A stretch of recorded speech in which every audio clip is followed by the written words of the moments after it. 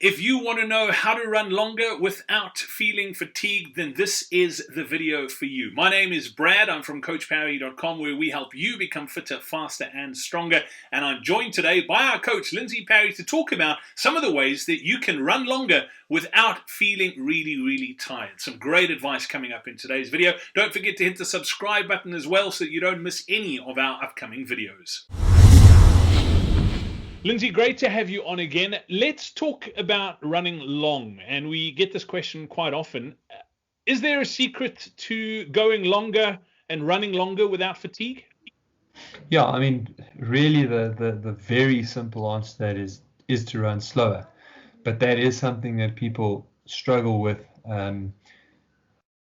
For a variety of reasons. There's loads of people that just really aren't good at pacing themselves, that have a very poor feel for pacing themselves, and therefore rely very heavily on GPS. And one can argue that GPS is actually the reason why people haven't developed that feel.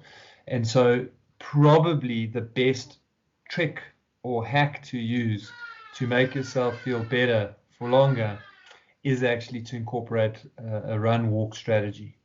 So that will actually force your average time to come down slightly. And if you're running over fairly hilly terrain, that becomes even more important. And you would then incorporate a double strategy with the walk. So you'd have these very fixed interval walk breaks between 1 and 1.5 minutes every 3 to 9 kilometers, depending on your running ability. But then you would also have these additional walk breaks that would take place, particularly when you're running uphill, because that's another place where people always kind of feel the sense of, I mustn't let the hill defeat me, or I've really got to maintain a pace going up the hill. So invariably, people go way too hard on hills. And so if you have this kind of strategy where you know that on a hill, you are going to have between 1 and 2, depending on the length of the hill, 1 or 2 1-minute walk breaks on that hill. And people that I know that have incorporated that strategy really enjoy it, because what they do find is that often people who get into that mindset of I must run the whole hill, when they get to the top, they are then forced to walk. And the people that I have on this run-walk strategy just shoot over the top of the hill and can keep going at that average pace. So that's probably the best way to have yourself feeling better over the longer run, because it forces that average pace to come down slightly. And then obviously the other very important aspect to it is nutrition, and making sure that you are fueling properly, so you're either fueled well for that long run or you are fueling well during that long run. Yeah, Lindsay, the walk sort of run walk strategy inclusion is quite an interesting one, and it's for a lot of people, they see walking as a sign of weakness, and I just love the example that let's say, for instance, you could only run 5 kilometers or 5 miles, and if you had to go out and run 5 miles, you're totally spent, or 5 kilometers.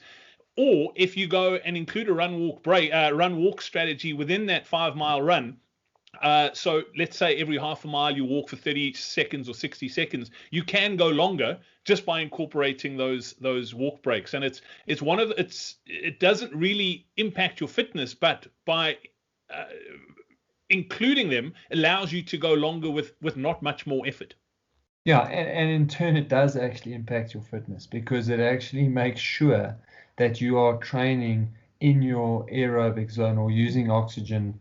And that's really what we're trying to develop on those long runs, is our body's ability to utilize oxygen for making energy. So that is the whole point. Most people run too hard. You're not supposed to get to the end of your long runs feeling knackered. In fact, you're supposed to get to the end of your long runs feeling quite good about what you've just achieved. And if you were running on your own, if you run easy enough when you're running on your own, you should also end up getting almost a little bit bored. But obviously running with people and then being able to have conversations means that boredom won't happen. But it's not every time you do a long run, it's not a test of your fitness. You're not trying to see how quickly you can do that long run.